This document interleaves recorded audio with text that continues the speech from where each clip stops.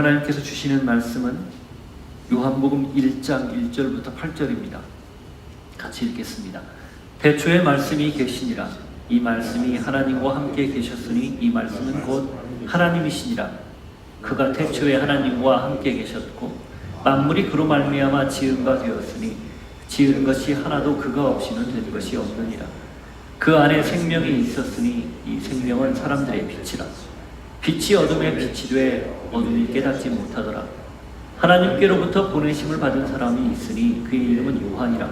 그가 증언하러 왔으니 곧 빛에 대하여 증언하고 모든 사람이 자기로 말미암아 믿게 하려 함이라.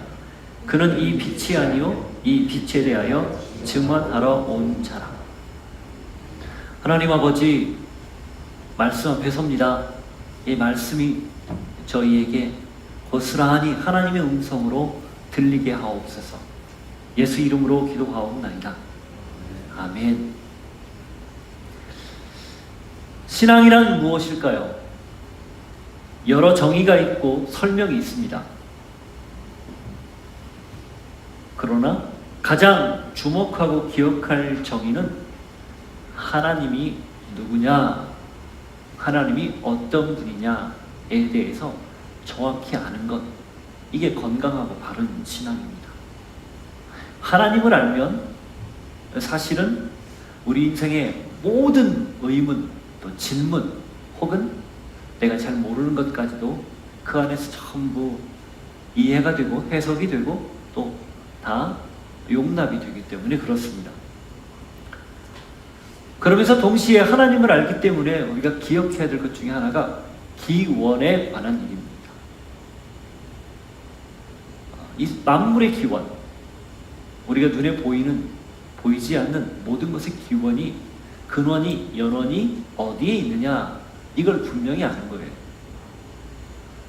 기독교 신앙을 그래서 창조신앙이라고 하죠. 그 기원이 우연의 산물이 아니고 분명히 원인자, 곧 창조주 하나님에 의해서 생성되었다, 창조되었다, 만들어졌다, 그 고백을 드리는 거죠. 그 고백의 마지막 끝자락에 내가 있습니다. 그 기원의 마지막 끝자락에 내가 있어요. 그래서 나는 누구이고 어디에서 왔으며 어떻게 살다가 어디로 가는지, 이걸 명확히 아는 것이 신앙입니다. 오늘부터 약 1년 2개월 정도에 걸쳐서 요한복음을 읽고 듣고 묵상하고 적용할 겁니다. 요한복음 너무 유명하고 잘 아는 내용으로 가득한 책입니다. 이걸 반복한다는 것이 사실 쉽지는 않아요. 다 알고 있는 내용들이기 때문에. 그러나 이 책이 기록된 이래 수많은 사람들이 하나님이 누구인지를 알고, 그리고 자기의 기원이 어디에서 비롯됐는지를 알고, 그 하나님과 또 자기의 관계 속에서 내가 어떤 존재인지를 알면서 예수 그리스도를 알고 누리는 그런 복을 많이 경험해 왔습니다. 공관복음서, 마태, 마가, 누가복음이죠. 이 복음서는 예수님의 생애와 가르침을 실제와 객관적 사실에 근거해서 전하는 일종의 보도문 형식을 띠고 있어요. 신문 기사 같은 정확하게 설명을 하는 내용들이죠. 그래서 우리가 복음서를 읽으면 그 속에서 예수님이 그 생애 동안에, 그리고 어떻게 태어났고 어떻게 사셨고 어떻게 돌아가셨고 어떻게 부활하셨고 어떻게 다시 오실 것인지에 대한 명확한 내용들을 전달을 받죠. 그리고 그 안에서 예수님을 만납니다. 그런데 이 요한복음서는 이 예수님의 그 객관적인 사실, 이 땅에 오셔서 살았던, 또 가르쳤던 내용들을 조금 해석하는, 해설해주는, 설명해주는 성격이 조금 더 강합니다. 일종의 해석서인 셈이죠. 그래서 이 요한복음을 읽다 보면 그 속에서 예수님이 누구인지에 대해서 공관복음서하고는 조금 다른 각도들을 저희가 봐요. 그래서 이 요한복음서의 두드러진 특징 중에 하나가 예수님의 자기 선언입니다. 내가 누구다. 또 나는 생명의 떡이다. 나는 세상의 빛이다. 나는 양의 문이다. 나는 선한 목자다. 나는 부활이요 생명이요. 부활이요 생명이다. 나는 길이요 진리요 생명이다. 나는 포도나무다. 7가지 자기 선언이죠. 예수님의 자기 선언, 그리고 내가 누구라는 사실을 이렇게 좀 구체적으로 말씀해주는 내용들이 있고요. 또 7가지 기적이 나옵니다. 2장부터 시작되는 가나의 혼인잔치, 그리고 안전뱅이를 일으킨 사건, 38년 된 병자를 구원한 사건, 눈먼 그 소경을 눈 뜨이는 거, 그 다음에 나사로, 이런 7가지 기적이 나와요. 그걸 통해서 이 요한은 전하고자 하는 내용이 분명해요. 정확하게 이야기하면 예수가 하나님이다, 이 이야기를 하는 거예요. 우리 눈에 보고 듣고 만지고 같이 살았던 그분이 곧 하나님이다. 제가 예배 시작 처음에 읽었던 이 요한 1서 말씀, 그 말씀이 바로 이 요한이 전하고자 하는 핵심이에요. 태초부터 있는 생명의 말씀에 관하여는 우리가 들은 바요 눈으로 본 바요 자세히 보고 우리의 손으로 만진 바라. 이분, 그렇게 인간이었던 그분이 우리가 하나님으로 믿는 분이다, 이 내용을 정확하게 전달하려고 기록된 것, 이게 요한복음이라는 거예요. 그래서 우리는 이 요한복음을 읽을 때 다른 여러 복음서와 달리 이분이 하나님이라는 사실, 그리스도가 하나님이라는, 예수가 하나님이라는 사실을 명확히 알게 될 거고요. 그렇기 때문에 우리 신앙이 다시 기초를 단단히 쌓는 그런 경험을 하게 될 겁니다. 요한복음 20장 31절을 한번 보십시오. 여기에 보면 이 사도 요한이 이 책을 기록한 목적을 설명을 해요. 30절부터 보십시오. 예수께서 제자들 앞에서 이 책에 기록되지 아니한 다른 표적도 많이 행하셨으나 오직 이것을 기록함은 너희로 예수께서 하나님의 아들 그리스도이심을 믿게 하려 하며 또 너희로 믿고 그 이름을 힘입어 생명을 얻게 하려 함이니라. 많은 일들이 있었는데 발췌해서 중요한 내용만, 이 특별히 요한복음이라는 책을 통해 요한이 늦음하게 이제 마지막 생을 앞둔, 하나님 앞에 부름을 받는 그때를 앞두고 기록한 까닭은 여기 2가지로 나오죠. 예수께서 하나님의 아들 그리스도, 곧 하나님이라는 사실을 믿게 하려는 것. 이게 그래서 그 내용이 여기 요한복음 전체에 쭉 깔려 있는 거예요. 그리고 뭡니까? 그를 믿고 생명을 얻게 하려는 것.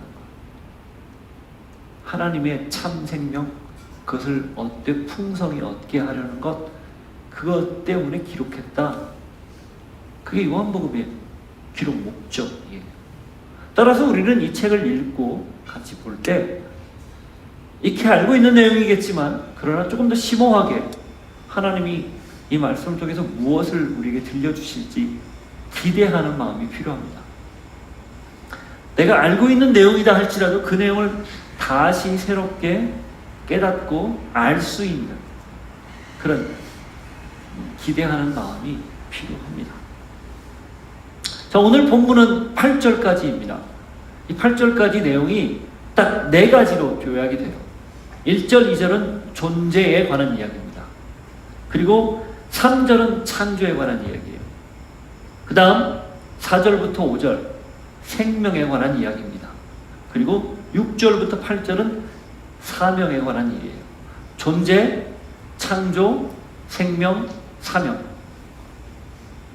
요 4가지만 기억하면 돼요.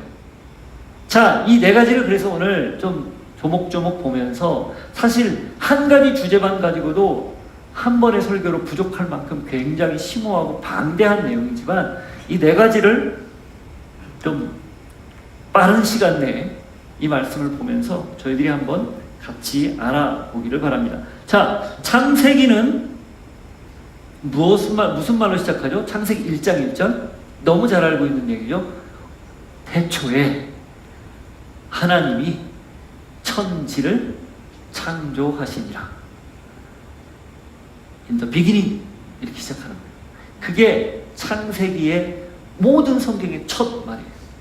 그래서 이 창세기라는 말, 히브리어 성경에 브레시트라는 말인데 그 브레시트가 태초에라는 말이에요. 그 모세오경 5권의 책은요 전부 맨 첫 단어로 히브리어 성경 제목을 삼았어요. 그래서 이 창세기는 태초에가 사실은 히브리어로는 성경 제목입니다. 이 태초, 이 창세기 자체가 모든 것의 기원을 알려주는 책이기 때문에 이 말만큼 적당한 말, 많은 것들을 품고 있는 말이 없을 거예요. 근데 이 요한복음도 태초라는 말로 시작을 합니다. 그것도 신약의 복음서 중에 가장 늦게 기록된 요한복음이 첫 시작이 태초에라는 말로 시작을 해요. 1절 보십시오. 태초에 말씀이 계시니라. 여기까지. 하지만 똑같은 태초, 영어 성경은 in the beginning이라고 되어 있고요. 헬라어로는 이 히브리어로는 브레시트라고 되어 있고 헬라어로는 엔 아르케라고 되어 있어요. 이 말이 번역상으로는 태초라는 말로 번역이 되는데 사실은 좀 다른 개념의 태초입니다. 창세기의 태초는 하나님이 창조를 시작한 시점, 시간이 시작된 시점, 하나님이 시간과 공간을 다 만드셨거든요. 그전에는 시공 자체가 없었어요. 그래서 태초에 창세기에 말할 때 태초에는 그 시간이 시작되는 시점을 이야기하는 거예요. 어느 점을 이야기하는 겁니다. 그러나 요한복음에서 말하는 이 태초는 그 시작 이전을 이야기하는 거예요. 아니, 시간적 개념과 공간적 개념으로 설명이 안 되는 그 태초를 말하는 겁니다. 우리의 이성으로, 합리적 생각으로 알 수 없는 그 시간을 이야기하는 겁니다. 그러니까 시간이라는 말로도 담을 수 없는 태초, 그런 의미입니다. 그러니까 요한이 말하는 것이 훨씬 모세가 말하는 것보다 이전이라는 것을 알 수 있는 부분이죠. 자, 왜 제가 그럼 이 태초라는 말을 이렇게 자꾸 많이 하는가? 이건 영원을 이야기하기 때문에 그래요. 그래서 영원부터 영원까지, 태초부터 영원까지가 더 큰 개념입니까? 영원부터 영원까지가 큰 개념입니까? 여러분이 생각할 때 영원부터 영원까지잖아요. 창세기는 태초부터라는 거라면 이 요한복음은 영원부터라는 얘기예요. 한마디로 말하면 이건 하나님의 근본적 차별성을 이야기할 때 쓰는 말이에요. 우리 인간과 그리고 모든 피조세계와 완전히 근원적으로 차이가 있다, 차별이 있다라는 말을 할 때 쓰는 내용입니다. 따라서 이 태초라는 말을 통해서 우리가 알 수 있는 것은 하나님의 무한성이에요. 무한성. 전혀 가늠이 안 되는. 제가 왜 이 말씀을 강조하는가? 이 요한복음은 그 무한한 하나님이, 무한성의 극치인 하나님이 유한한 존재로 스스로를 제한했다라는 말 때문에 그래요. 그게 성육신이거든요. 하나님은 그대로 무한한 존재로 계셔도 아무 문제가 없는 분이에요. 그런데 이 삼위 하나님의 합의에 의해서 인간을 구원하고 피조물을 구원하기 위해서 그 무한한 존재가 그 중에 한 위, 성자 예수님을 이 땅에 유한한 존재로 스스로를 제한시켜버린 거예요. 그것도 여인의 세포 안에.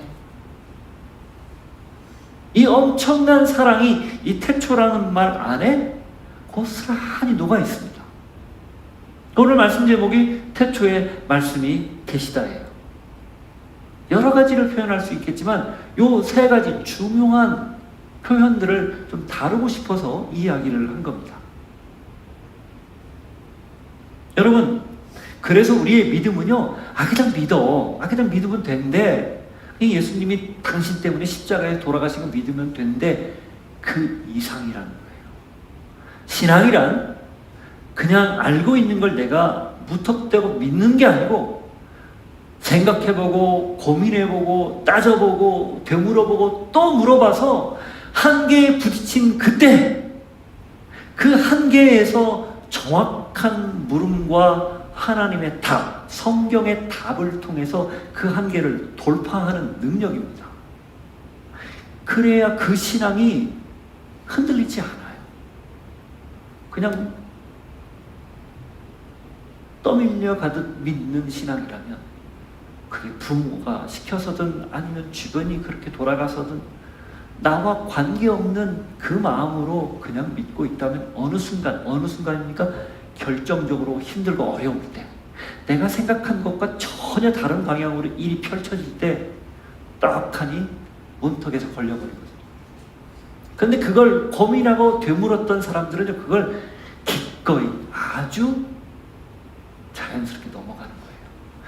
왜 우리가 죽음을 두려워하지 않는, 기독교 신앙이 죽음을 두려워하지 않을까? 죽음에 대한 분명한 이해, 죽음 너머에 하나님의 새로운 세상, 새로운 세계가 있다는 걸 믿기 때문 아닙니까?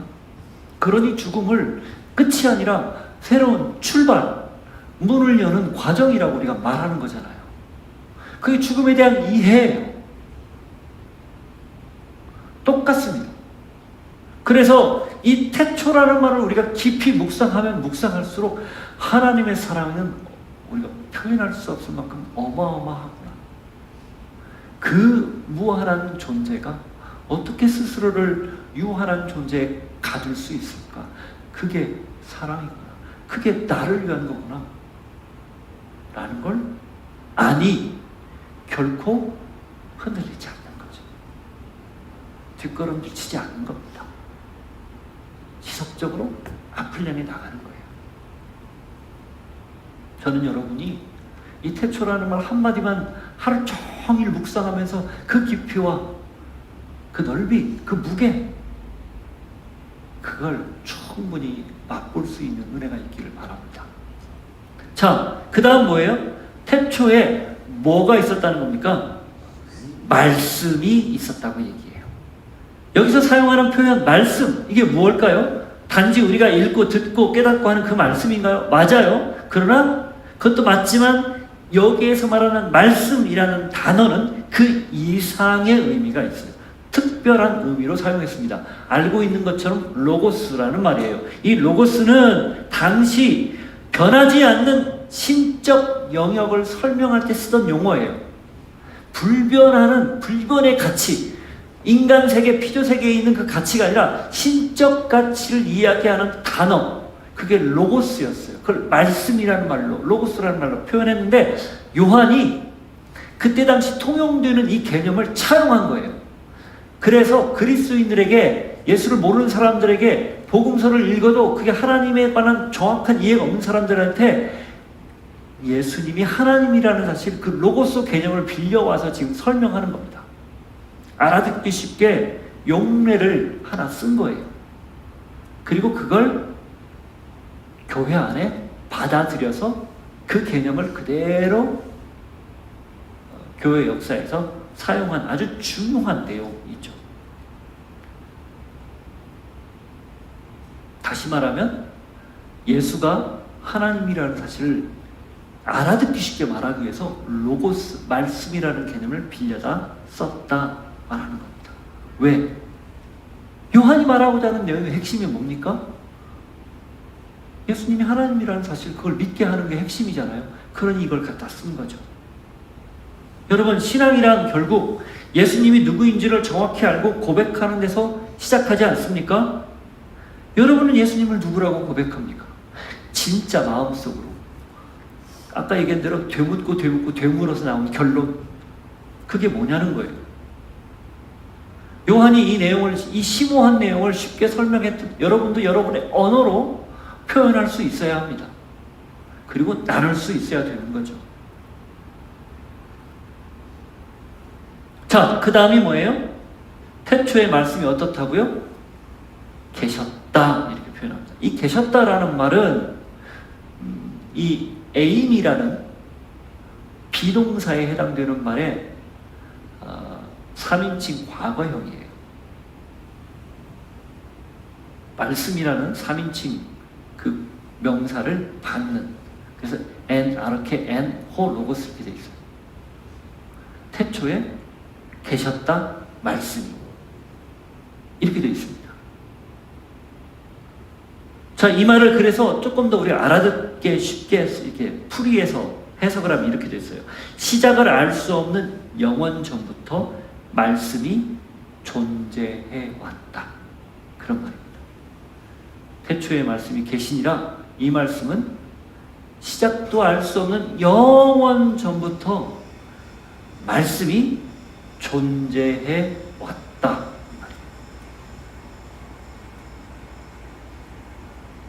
존재는 뭘까요? 정체성입니다. 존재 자체가 부정되면 그건 이미 존재가 아니에요. 그리고 정체성도 부정돼요.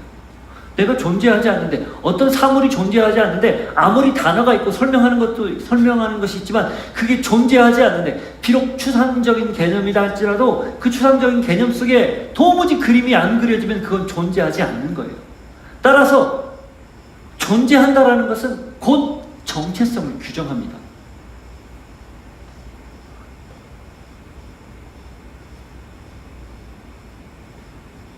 요한이 이 영원 전부터 말씀이 계셨다라는 말로 예수 그리스도의 존재를 규정하고 그분이 하나님이라는 것. 자, 영원부터 존재하는 분은 누구예요? 신이죠, 신, God. 하나님이라는 걸 지금 말하는 거예요. 이 논리입니다. 그러니까 태초에 말씀이 계셨다라는 말씀 속에 요한은 이 말을 하고 싶은 거예요. 그가 하나님이다.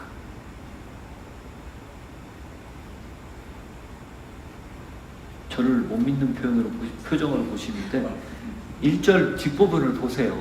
제 얘기가 아니에요. 그래서 이렇게 이어서 기록하는 거예요. 이 말씀이 하나님과 함께 계셨으니 이 말씀은 곧 하나님이시다. 사실은 1절의 앞부분 말씀이 계시니라 이 말로 끝난 거예요. 근데 이게 뭐지? 라고 반문할까봐 요한이 덧붙인 거예요. 이 말씀 하나로 선언으로 끝난 겁니다. 말씀이 계셨다. 아, 이건 그분은 하나님이구나. 그분은 자존자구나. 스스로 존재하는 분이구나. 이 뜻이에요. 모세가 소명을 받을 때 호렙산에서 하나님한테 물어보죠. 당신이 도대체 누구길래 나를 부르시고 이 백성을 끌어내라고 합니까? 구원해내라고 합니까? 당신 누구요? Who are you? 이렇게 물어봤어요. 뭐라고 대답합니까? 잘 알고 있는 내용이에요. 출애굽기 3장 14절.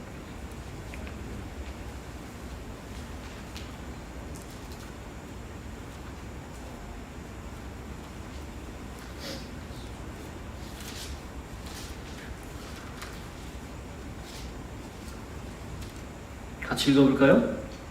하나님이 모세에게 이르시되 나는 스스로 있는 자이니라. 또 이르시되 너는 이스라엘 자손에게 이같이 이르기를 스스로 있는 자가 나를 너희에게 보내셨다 하라. 이 스스로 있다 이 말, 이게 사실은 I am who I am, I am that I am, 에쉘 잊어버렸어요. 너무 오랫동안. 예흐의 에쉘 예흐의 이 말을 번역한 거거든요. 이게 뭐냐면은 나는 나다 이 말이에요. 사실은 정확하게 얘기하면 나는 나야. 이게 무슨 말이지? 이걸 조금 풀어서 쓰면요 이거예요. 나는 나로 존재한다. 나는 그래서 스스로 존재하는 자다. 그 말이에요. 여기에서 여호와라는 음가가 나왔습니다. 이 앞에 히브리어 여기 나오는 예흐게, 아쉘, 예흐 이걸 따서 앞장한다면 그게 여호와가 돼요. 야훼가 됩니다. 그게 스스로 있는 자라는 뜻이에요. 그러니까 자존자라는 뜻이죠. 근데 예수 그리스도를 지금 요한이 어디까지 끌어가는 거예요? 여기까지. 하나님이 스스로 존재했던 그때까지 끌어가는 거예요. 그러니 그분이 당연히 하나님 맞죠. 요한은 요한복음 1장 1절 첫 부분부터 땅 하고 선언하는 거예요. 엄청나게 큰 걸 갖다 빵 하고 터뜨리는 거예요. 뭐예요? 예수는 하나님이시다. 그리고 그 논조를 끝까지 마지막까지 가지고 갑니다. 그래서 그 안에서 하나님이라는 사실을 설명하기 위해서 다양한 표현들을 사용하는 거예요. 다양한 기적들을 말하고 있는 거죠. 그런데 이걸 읽은 우리가 예수님이 하나님이다 아니다 시비거리를 감히 말할 수 있겠습니까? 아니라는 거예요. 2절 보십시오. 1장 2절. 그가 태초에 하나님과 함께 계셨고. 태초에 그래서 하나님과 함께 계셨다.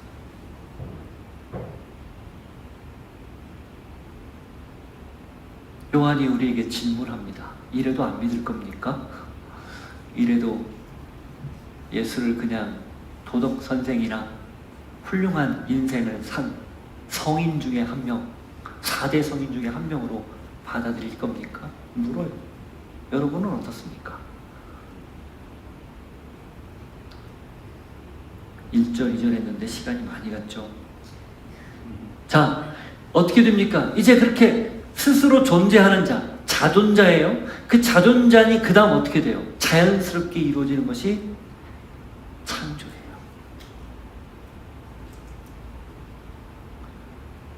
어떠한 제약도 받지 않고 도리어 그분이 시공을 만드는 겁니다. 만물을 만드는 거예요. 존재가 창조로 이어지는 거죠.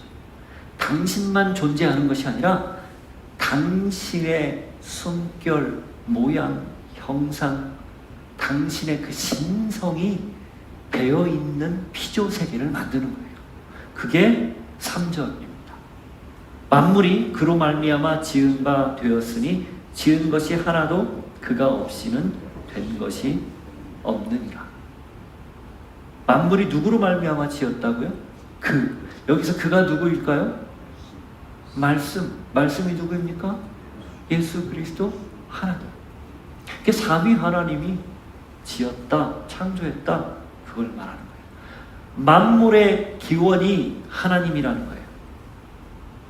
로고스가, 그 말씀이 바로 창조에 관여했다, 창조주이다 라는 겁니다. 조금 다른 각도로 보면 만물 안에 하나님이 담겨있다, 스며들어 있다, 그 말이에요.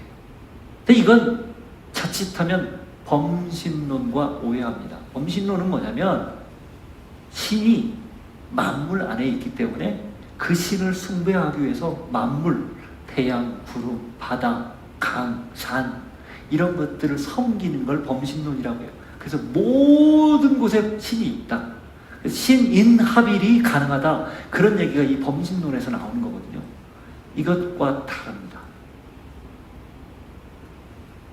이 범신론은 그 안에 있는 것들을 잘못 알고 섬기는 거죠. 우상을 섬기는 거죠. 그러나 기독교 신앙은 정확히 이렇게 얘기해요. 로마서 1장 보십시오. 1장 19절 20절.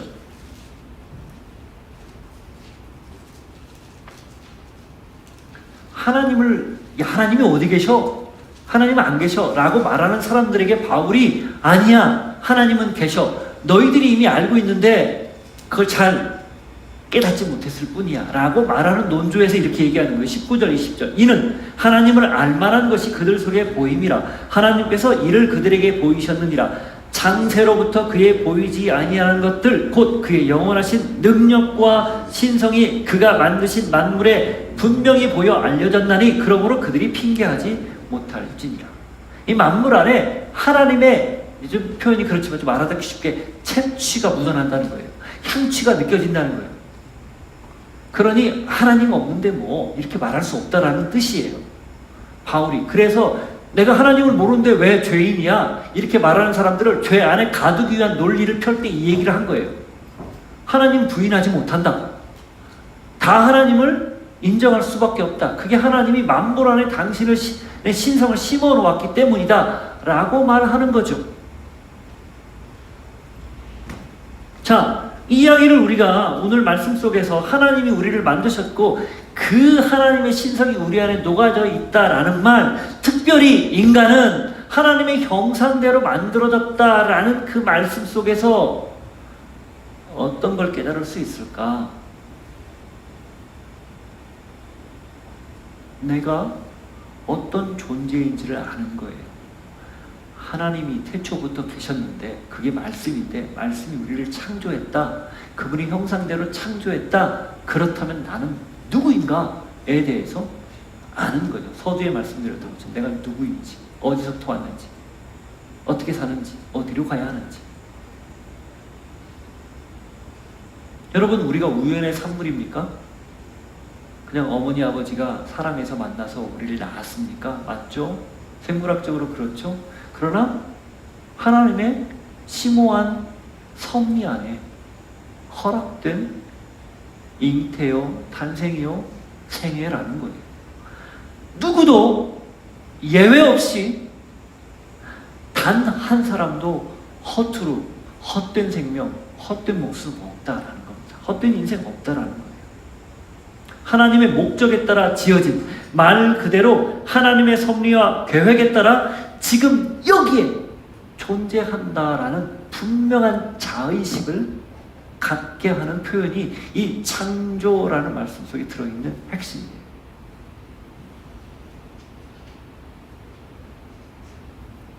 이게 없고 있고 차이는 큽니다. 목적의식이 분명한 것과 그렇지 않은 것의 차이죠. 따라서 우리는 단지 하나님이 만물을 창조했다는 사실을 믿는 것을 넘어서서 내가 하나님의 목적에 따라 창조됐다. 그리고 목적대로 살아야 한다는 것을 분명히 알아야 됩니다. 그러면 우리는 지금 여기, 시간과 공간이죠. 지금 여기에서 그냥 살지 않아요. 시간 그냥 흘려보내지 않습니다. 나의 이곳, 그게 장소적인 이것도 되지만 환경, 관계, 상황, 내가 처해진 모든 것이 되겠죠? 그냥 무의미하게 살지 않습니다. 불평과 불만으로 잠식하면서 살지 않는다는 거예요. 마치 우리가 아침마다 읽는 그 요셉이 형통했다라는 말을 다른 표현으로 하면요, 그가 하나님의 목적을 잃지 않고 살았다 그 말이에요. 이 땅에 보냈으면 이유가 있겠거니 생각하고 산 거죠. 그 나중에 45장, 창세기 45장과 50장에 자기가 왜 이 땅으로 먼저 왔는지 다 설명하잖아요. 이해한 대로 말하잖아요. 하나님의 섭리였고 만민의 생명을 구원하려고 미리 보낸 거다. 그러니 당신들 나 보냈다고 나 팔았다고 걱정하지 말아라. 내가 당신들 끝까지 돌본다. 그런 얘기 하는 거잖아요. 왜? 목적이 분명했으니까. 이 차이. 이게 하나님이 나를 당신의 목적대로 형상대로 만들었다는 분명한 믿음, 확신, 의식 속에서 자연스럽게 생성되는 생각입니다. 저는 여러분이 그런 마음으로 살기를 바라요. 창조신앙은 그래 단순히 믿는 것 이상 내가 어떻게 하나님의 목적에 맞게 살지를 결정하는 신앙이에요. 그걸 꼭 기억하시기를 바랍니다. 자, 창조는 그러면 어떻게 됩니까? 필연 어떤 작용으로 나타나요. 그 작용이 뭐예요? 생명작용입니다. 사적. 그 안에 생명이 있었으니 이 생명은 사람들의 빛이라. 창조는 곧 생명입니다. 하나님이 생명이기 때문에 그가 만든 피조물도 생명이에요. 유기체라는 거예요.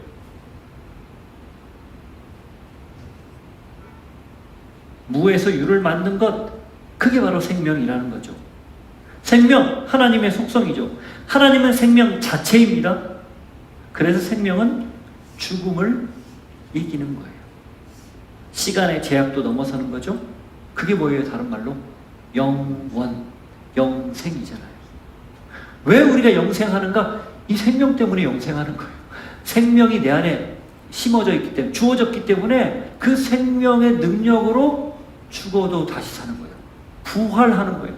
그리스도 예수도 그 생명의 능력이 그 안에 있었기 때문에 음부에 내려가 사흘 만에 생명 때문에 살아난 거예요.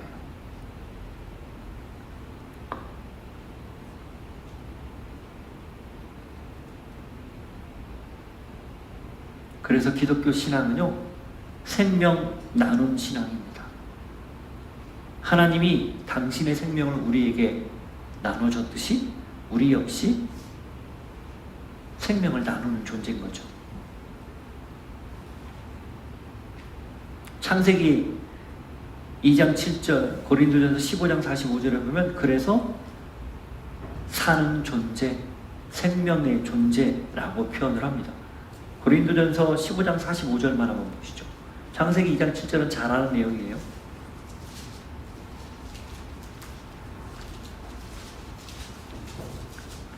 기록된 바 첫사람 아담은 생명이 되었다 함과 같이 마지막 아담은 살려주는 영이 되었다. 이 첫사람 아담은 생명이 되었다. 창세기 2장 27절 얘기하는 거예요. 그렇게 기록된 것처럼 두 번째 아담, 마지막 아담 예수죠. 예수는 살려주는 영, 또 다른 생명을 주시는 영. 이 이야기는 타락한 인간이 생명을 잃었거든요. 그래서 그 생명을 되찾게 하셨다, 그런 뜻입니다. 생명은 곧 빛입니다. 죄, 어둠, 죽음, 그것의 반대 개념이죠.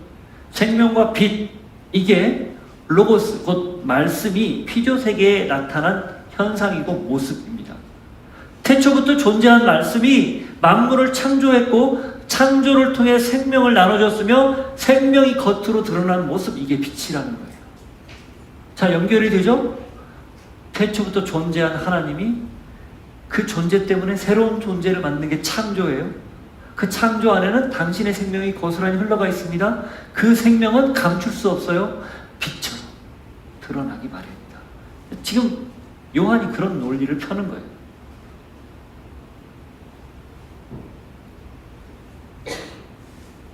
세상은 어떻습니까? 어둠이죠. 처음부터 그렇지는 않았지만 죄 때문에 타락해서 어둠으로 왜곡됐어요. 죄와 어둠의 속성은 뭡니까? 빛과 생명을 싫어합니다. 음습한 것을 좋아하죠. 어두운 것을 좋아하죠. 그러나 빛이 비치면 어떻게 돼요? 5절 보십시오. 빛이 어둠에 빛이 돼 어둠이 깨닫지 못하더라. 이 깨닫지 못하더라, 이 거기 보면 이라는 표현이 있고 숫자 2가 있고 이게 나뉘어지는데 밑에 가보면 뭐라고 되어 있습니까? 이 또는 이기지 못하더라, 이렇게 되어 있어요. 이 깨닫지 못하더라는 말은 어둠이 왔는데도 어둠이 비치는데 사람들이 그걸 왜 못 깨달았지? 분명히 보이는데 현상이 있는데도 못 깨닫네? 그런 의미도 있고요. 또 한편으로는 이기지 못했다. 즉 어둠이 빛을 이기지 못한다. 빛이 들어오는 순간 어둠은 물러간다. 그런 의미도 됩니다. 그래서 세번역 성경은 이 이기지 못했다라는 말로 표현을 했어요. 번역을 했어요. 둘 다 사용이 가능한 말이에요. 죽음은 반드시 생명에 의해서 사라집니다. 왜 생명 그렇게 말을 하는가? 예? 죽음을 넘어설 수 있는 유일한 하나님의 방법이기 때문에 그래요. 저는 그래서 여러분이 교회에서 또 신앙을 하면서 이 생명을 곧 그리스도 예수에 부어주시는 은혜를 늘 누릴 수 있기를 바랍니다. 자, 그렇게 해서 존재, 창조, 생명까지 자연스럽게 이어지는데 그 다음 6절부터 8절은 왠지 조금 갑자기 쓱 하고 생뚱맞는 그런 표현이 나오는 것처럼 보여요. 갑자기 선회에서 세례자 요한에 관한 이야기를 하는 거예요. 이게 뭐지? 라고 느껴집니다. 6절 한번 보십시오. 하나님께로부터 보냄을 받은 사람이 있으니 그의 이름은 요한이라.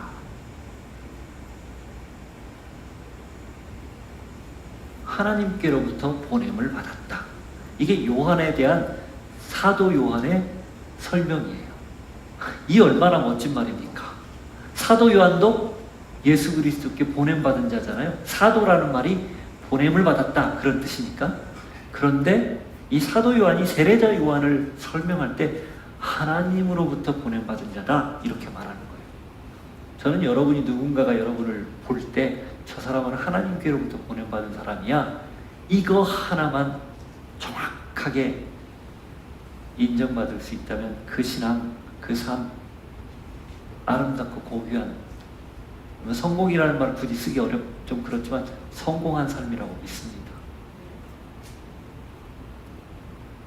자, 요한이 어떻게 돼요? 뭐 하러 왔습니까? 7절, 그가 증언하러 왔으니 그 빛에 대하여 증언하고 모든 사람이 자기로 말미암아 믿게 하려 합니다. 그가 왜 왔다고요? 빛에 대해서 증언하러 왔다. 사실 요한이 예수님보다 6개월 먼저 태어났고 예수님보다 먼저 공생애를 시작했어요. 그래서 예수님이 오는 길을 예비한, 말라기서와 이사야 말씀에 주의 길을 예비하는 자, 주의 지름길을 예비하는 자로 설명된 바로 그 자죠.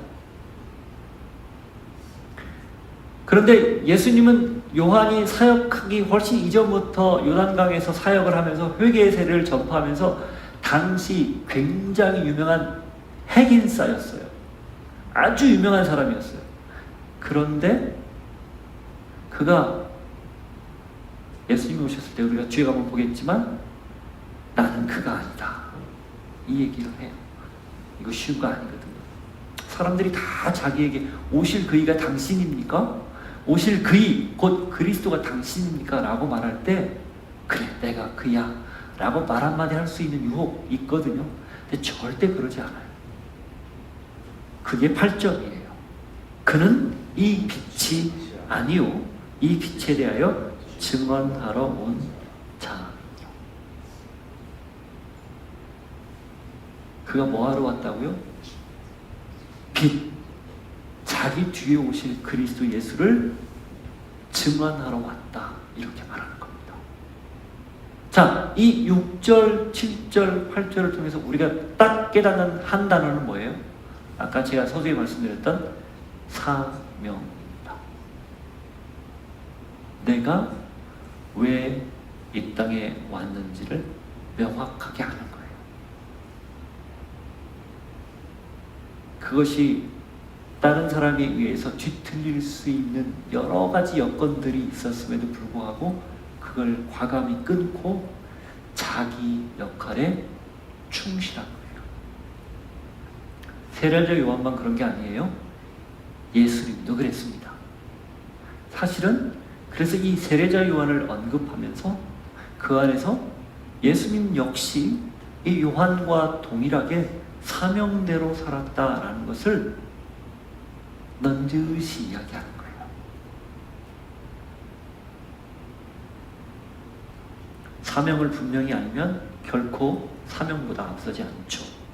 자신의 역할 혼동하지도 않습니다. 딱 하나님이 세우신 만큼 그 자리에서 정확하게 자기 일을 합니다. 사명이 분명하니 본분을 놓치지 않는 거예요.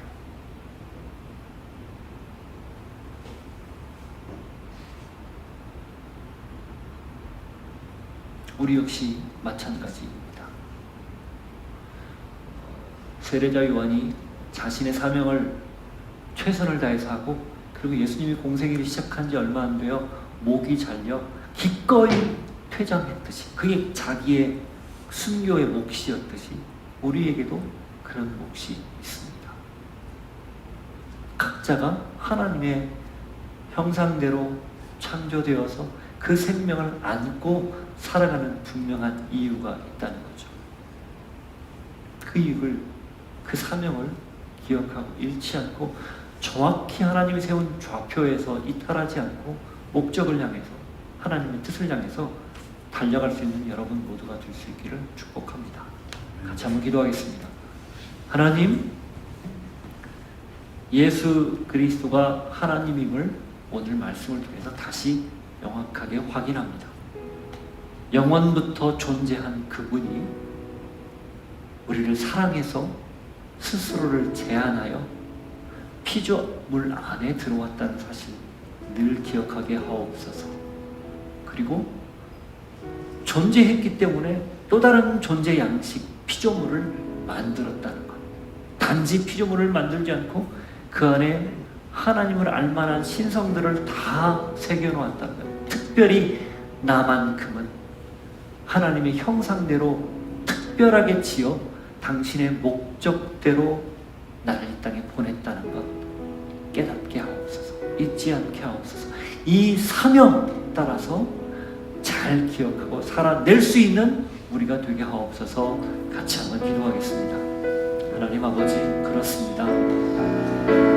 존재, 하나님이 계셨다, 말씀이 계셨다, 그 무한한 하나님, 그 하나님에 대한 분명한 고백을 우리가 보았습니다. 그리고 계셨기에 또 다른 존재 방법으로 피조물을 만드셨다, 그것도 알게 되었습니다. 단순히 피조물을 만들지 않고 그 안에 당신의 생명을 다 부어넣은 것, 특별히 나만큼은 특별한 하나님의 생명을 불어넣으신 걸 알았습니다. 하나님, 그러니 내가 지금 이곳에서 어떻게 허투루 살고 허비하며 살고 내 마음대로 살고 내 뜻대로 살겠습니까? 당신이 부르신 사명대로 살 수밖에 없는 그런 존재임을 믿나이다. 주님, 이 고백 가지고 살아갈 수 있는 저희가 되게 하옵소서. 흔들리지 않고 주님의 목적대로 살 수 있는 저희가 되게 하여 주옵소서. 예수님 이름으로 기도하옵나이다. 아멘. 자리에서 일어서서 함께 고백합니다. 나 주를 경배하리, 나 주를 경배하리, 엎드려 절하며 고백해 주 나의 하나님. 오 사랑스런 주님, 존귀한 예수님, 아름답고 놀라우신 주. 나 주를 경배하리, 주를 경배하리, 엎드려 절하며 고백해 주 나의 하나님. 오 사랑스런 주님, 존귀한 예수님, 아름답고 놀라우신 주.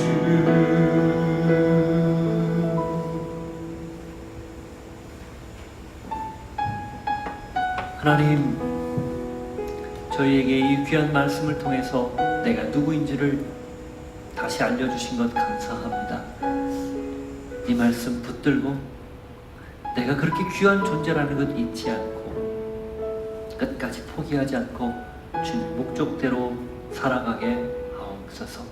태초에 말씀이 계시니라. 지금은 우리 구주 예수 그리스도의 은혜와 하나님 아버지의 사랑과 성령님의 교통하심이, 태초에 말씀이 계십니다, 계셨습니다, 이걸 믿고 그렇기에 나를 목적대로 창조하셨고 또 이끄신다는 사실을 믿고 나에게 주어진 지금 이 자리, 당신의 뜻대로 살기를 소망합니다. 결단하고 고백하는 주의 백성들 머리 위에 삶의 자리 위에 함께 하시기를 간절히 축원하옵나이다. 아멘.